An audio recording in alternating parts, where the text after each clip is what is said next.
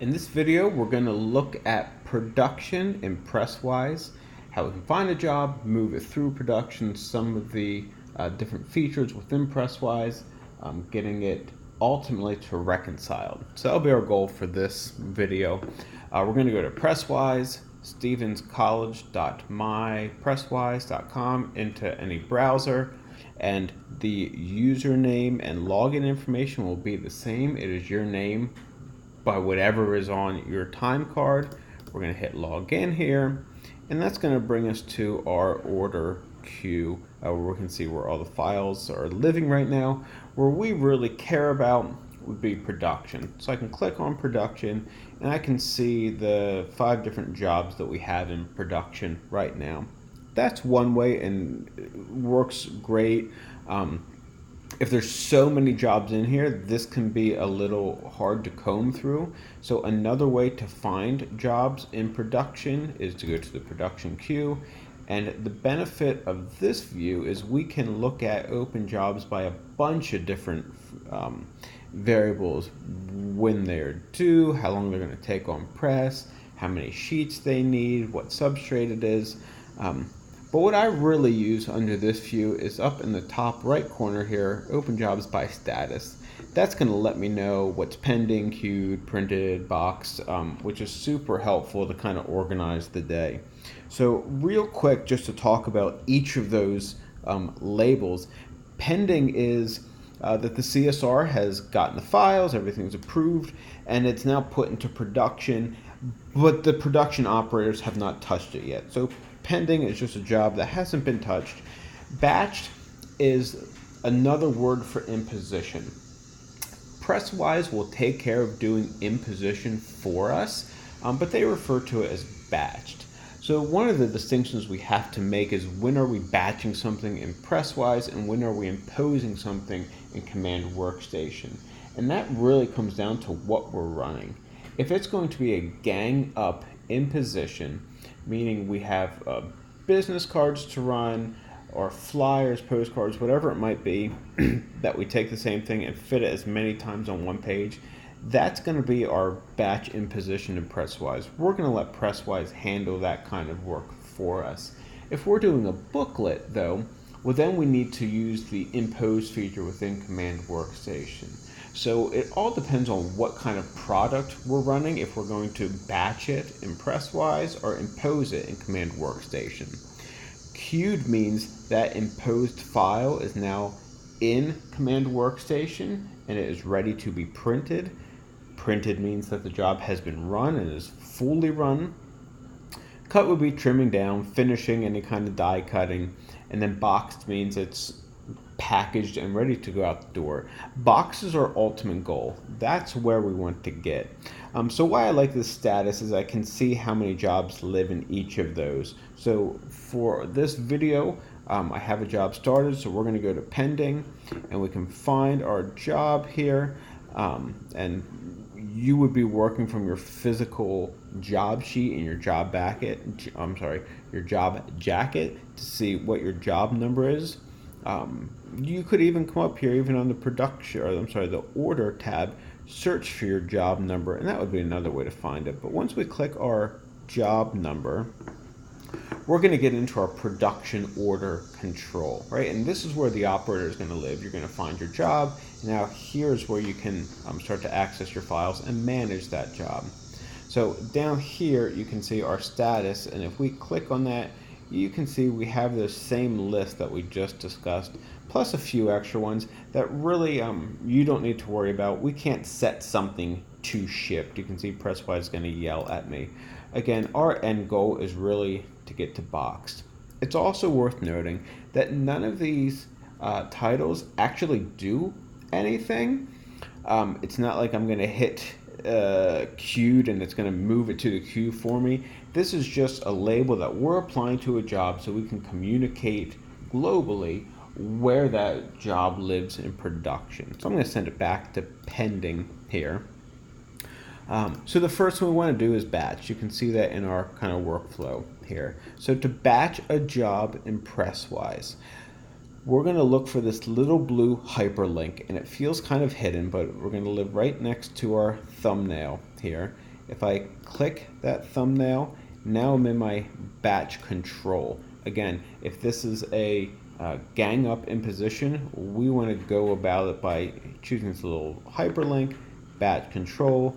We want to go to in position picker, and it's going to show us the in position that was created based on the data that was input by the CSR when the job was being estimated, which looks right to us, and it's going to show us what kind of stock or what size stock we're going to run it on.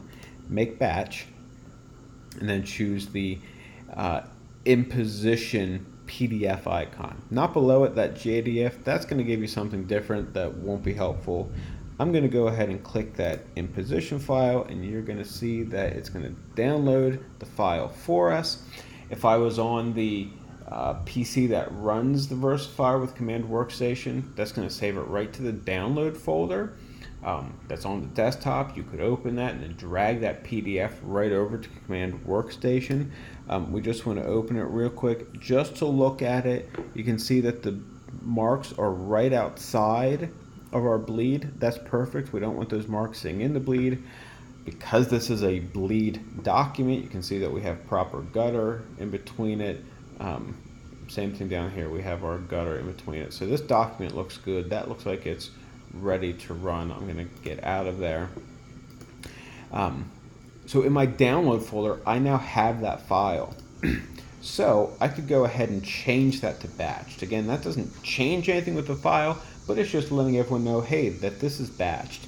And you can see that that J hyperlink is gone now, and now I have another hyperlink for that B182, which really just brings up my batch control again. If I batch this and I'm sitting at my Mac in the computer lab, the operator of the Versifier would see that. They would see that it's batched, click here, and then they could download it right from there. So that's a batch. Again, if it's a gang up in position, we're batching it through these controls in Presswise. But if it's a booklet, something that we need to impose in Command Workstation, well, then it's just a matter of clicking on the thumbnail here, and that's going to download just the original PDF that the CSR uploaded into Presswise. So one of those ways we need to get our files ready, either through batched in Presswise or impose in Command Workstation. We can then set that to batched. Qt would literally be taking that batched or imposed file and dropping it in Command Workstation. And again, if I'm running a job, I'm not sending it to batched and then dragging it over to Command Workstation and setting it to queued and then printing it and sending it to printed. If that's one person and you're going to do all of those tasks, there's no need to go through it. We often just go from pending right down to batched. But again, if it's a time where your team has broken it up in such a way, that is a really useful tool. So there we have printed, and then we can put in who has printed it, just so we have some quality assurance there.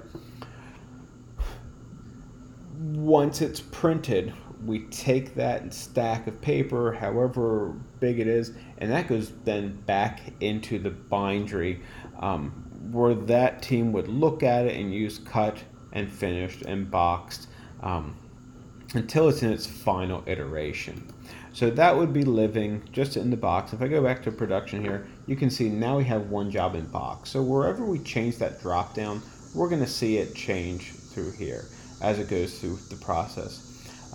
Just a quick side note, it is important that before you print a whole job that you have somebody else look at it, just to make sure we're not missing anything, that we have bleeds and gutters, that the paper's right. If it's a tri-fold, fold it down, make sure it's going to fold the way we expect it to before we print 1,000 of them. Same thing in cutting and finishing. Cut one, have someone else look at it, just get another set of eyes on it. It's just a great way so we don't need to pay for clicks that we ultimately can't use, or just catch any kind of errors. But our end goal is to get it in box. We put it on the finishing table then, and then that gets delivered in some fashion. Either I'll take care of it or have a student run somewhere and drop those off. So that's part of it. We get it to box. That means that the job is completely finished, but we also need to keep tracking this job through to the end here so we can get it into invoicing to make sure that we get paid for it. If this just lives in shipping, it doesn't move into our very final queue, the invoicing queue, and it's hard to manage if we're being paid for it. So once we get it to boxed now means that we can ship it. So I'm going to move from my production queue over to my shipping queue. So you can see, well, there's one job boxed. All jobs that are boxed are going to end up in shipping. That's the next step. And we can do the job number, the production order. None of that's going to be really helpful for us. We want to work right up here in our shipping control. And it's either going to come up and say delivery or will call. That's the same, just depending on whatever the base was set to. If one comes up as FedEx or UPS, then something's gone wrong, and that's time to come find me, and we'll reconcile that or figure that out together. So we have one job that's ready for shipment. If I choose that, I can come over here and see it. And the idea would be is you would, in an industry setting, the delivery driver would take this out somewhere. They would have it on their phone. When they drop it off somewhere, they could go to sign for delivery, come down here just on a touch screen. They could put in initials of whoever's receiving that and hit commit, right? So there's some kind of written statement that the goods have been delivered. So what used to say sign is now view signature, right? So saying that it's been done. So that's good. We need to go back to our shipping panel now. And in there, we now see another area that's highlighted called reconciled. One complete, right? So if we click on that, that is the job that we just did, the one that we just signed for. So as soon as it's signed for, it pushes over to reconcile. Okay, so if I choose this, select the box and hit reconcile, it's now going to think for a little bit, and this takes a good 3 to 5 minutes, but it's taking that job and it's completely moving it out of our production and moving it into our accounting. So I'm just going to click on accounting quick, and we're not going to be able to see the job that just moved over, but we have our accounting queue. These are all of the jobs that we've finished, that we've sent the invoices for, and now we're just tracking to make sure when they've been paid. The accounting side, that's something really that I take care of. There's just a lot of moving pieces there. As soon as you hit reconcile, it moves it into the accounting. Your job is done.